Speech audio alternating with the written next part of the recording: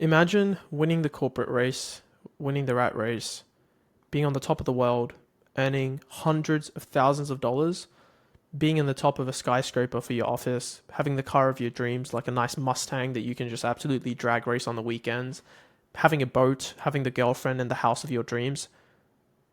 I really want you to actually imagine this. So close your eyes. Imagine those things. The girlfriend, the house, the boat, the car, the job, the prestige, the skyline office. Now imagine giving that all up. That is exactly what one of my friends recently just did. And they were explaining to me about their thought process. And this is a little bit of an older friend. I'm 20 at the moment, and this friend of mine is 31. And I wanted to share his story. This dude was working at one of the Fortune 500 companies. I'm gonna not name which one, but think of the Googles, the Amazons, the Microsoft, the Apple. Actually, it was one of those four. So I'll give you a little bit of a hint. He was working in one of these companies, and over the course of 4 or 5 years, this dude had one of the craziest promotion like streaks of all time, got promoted every single year, and made it all the way on top of this skyscraper in Seattle, which is where this company was based in, and was working there. And he was telling me about his job and how much money he was making. He was making a lot of money. And in this company, they ranked each employee based on levels. So say like a level 1 employee is like, I don't know, the person who packs packages in a company versus like the level 11 being like the CEO. So this dude was a level 6 employee, and he was at the top of his skyscraper. And this company sort of had like a mixed structure where they mix all the different levels of employees to, I don't know, promote leadership or whatever nonsense they do, right? But this dude was level 6, and his desk was right opposite the level 10 employee at that company. This dude is like the one dude away from the CEO. So this is like, if you think of Apple, think of Tim Cook being level 11, think of the level 10 being the guy just under Tim Cook, and at that level of like status and like income earning ability and everything. If you think of Amazon, think Jeff Bezos is at level 11, and then level 10 is the dude below him. And he was basically telling me how he went into work every single day thinking he had achieved the American dream. He had everything that I said earlier, right? House, car, girlfriend, money. Everything was there. But he was still not fulfilled. And he realized that the good old saying that, like material possessions don't actually bring you happiness was actually true. Now, the fun thing is, like, most of the time, most of the people and my friends that I have asked this question to,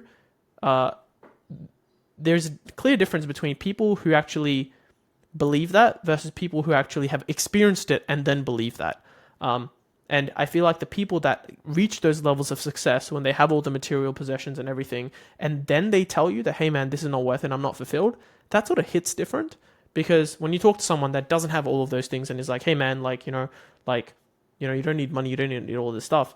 It's like they don't have the credibility to be able to say that. It's like, bro, like, obviously you would say that, like, because you don't have those things. Or at least that's what I had felt all these time.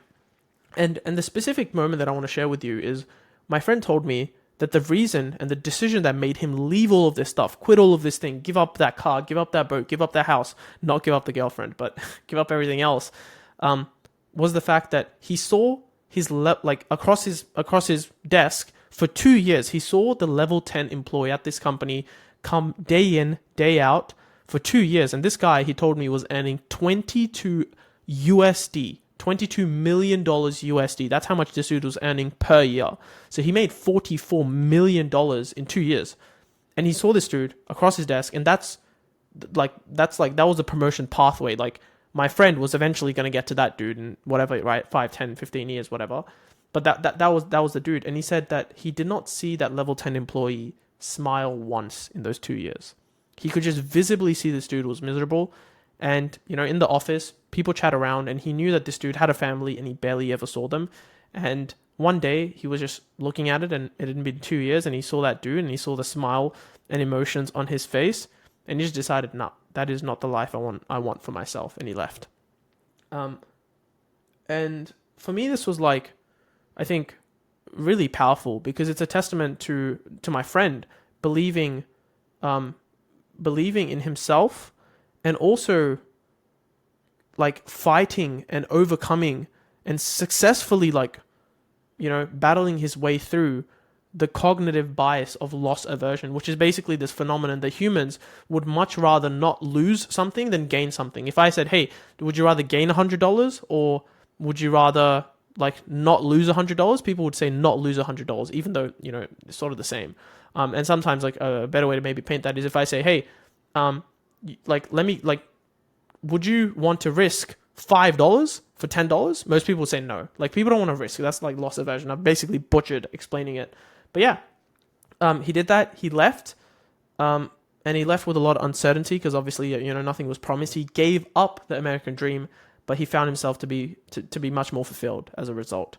And the reason I'm sharing this with you is look around. Do you sort of like look around, whatever you're doing, and see if you can identify where your promotion path or your life path leads you, and decide if that is something you want to do. This reminds me of another entrepreneur. I can't remember his name, but this dude was like an editing assistant, and he like basically got a major like breakthrough. He got a major breakthrough in like this like big film studio and stuff, right? He was an assistant editor, and he came in. Oh, this was actually Colin and Samir. I'm pretty sure this was Colin. Sorry, this was Samir. This was Samir from Colin and Samir. This was Samir. He basically became a editing assistant at this like massive like corporation, like movie building. Like they make Hollywood movies, right? And he went in there, worked day in, day out, and he just like initially he was super excited, and then he was doing his work like day in, day out, hoping that one day he would get his break to be in like front of camera. But he was like the editor, and one day his like senior editor looked at him and said, "Hey man, I think you should quit. I think you should give up this opportunity." And Samir was like, "What? Why?" And he basically said, "Hey man, look, you like your job, you're doing a great job, and if you continue to do that great job for many years and years, you'll get promoted. And then if you continue to do that, you continue to get promoted until you are where I am. And do you want to be where I am?" And Samir was like, "No." He's like, "That's why you should quit." So yeah, that's all I wanted to share. Think about where your path is leading you, and if that is somewhere you would want to be, and really think about it. Like, don't just be like, nah, like it's all good, because the further you like walk down that path, the further you're going to have to walk back if you decide to do so, and the harder it gets to walk back because you're already, so far down the path. And when you're 80, 90, if you make it to that, congratulations, because the median lifespan is way less. What a grim way to like end the video. But when you're on your deathbed, you don't want to look back and realize that, shit, man, I walked down the wrong path for 40, 50, 60 years.